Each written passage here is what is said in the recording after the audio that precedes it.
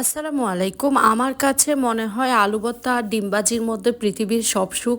আর আমাদের বাসায় তো ডিম ভাজি এত বেশি চলে আমি আপনাদেরকে বুঝাতে পারবো না।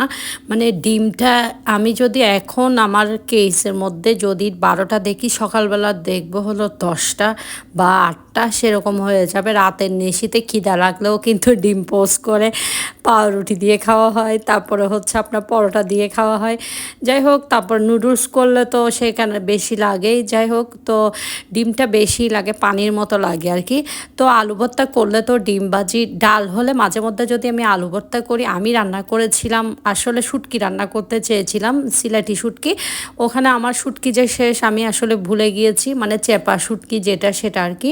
পরে আমি শুটকি রান্নার জন্য নিয়েছিলাম শোল মাছের মাথাটা।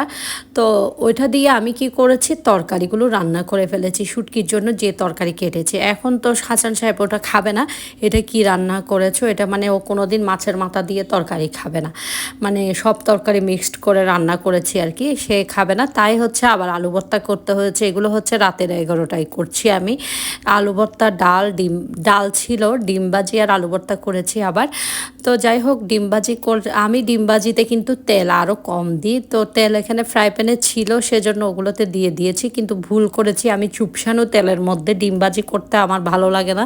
আমার কাছে অল্প তেলের মধ্যেই ডিম ভাজি করতে ভালো লাগে আর কি, যেন ডিম ভাজি করার পরে ফ্রাই প্যানে আর কোনো তেল থাকবে না।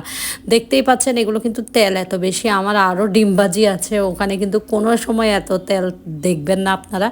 এটাতে তেলগুলো দিয়ে আমি মানে এত খারাপ লেগেছে আমার কাছে, মানে আমি কেন তেলটা উঠিয়ে রাখলাম না আগে থেকে। যাই হোক, ডিমবাজি ভাগ করার সময় আমি হাসান সাহেবেরটা একটু বড় করেই কাটি আর আমারটা একটু ছোট করে কাটি। কারণ হচ্ছে সে আবার আমার দিকে চেয়ে থাকে আমি তাকে দিব কি না, আবার একটু আমার কাছ থেকে মাঝে মধ্যে দিই, কিন্তু মাঝে মধ্যে আমার সাথে যখন ঝগড়া করে আবার কিন্তু প্লেটের থেকে কেড়ে নিয়ে ফেলি। এটা আগেও আমি বলেছিলাম আপনাদের সাথে, এই যে আমার ডিমবাজিটা একটু ছোট, তারটা একটু বড়। আর হ্যাঁ, আমার বাবু কিন্তু ডিমবাজি খায় না, সে ডিম পোস্ট খায়। তার বাপে কোনো দিনও ডিম পোস্ট খায় না, ডিম ভাজি খায়। মানে এইগুলো আমাদের বাসায় খুবই কাহিনী। আমি তো সবই খাই, ডিম সিদ্ধ, ডিম পোস্ট, ডিম ভাজি সবই খেয়ে ফেলি মাশাল্লাহ। তো আমি কিন্তু অনেক আলু ভর্তা নিয়ে, ডাল নিয়ে, লেবু নিয়ে, অনেকগুলো নিয়ে মেখে ফেলি একসাথে, সেভাবে করেই খাই। যাই হোক, আজকে সন্ধ্যায় বানাচ্ছিলাম হচ্ছে যে জ্যাবরা কেক। কারণ হচ্ছে আমার জায়ের বাচ্চা আসবে আর কি, তার জন্য বানিয়ে রাখছি।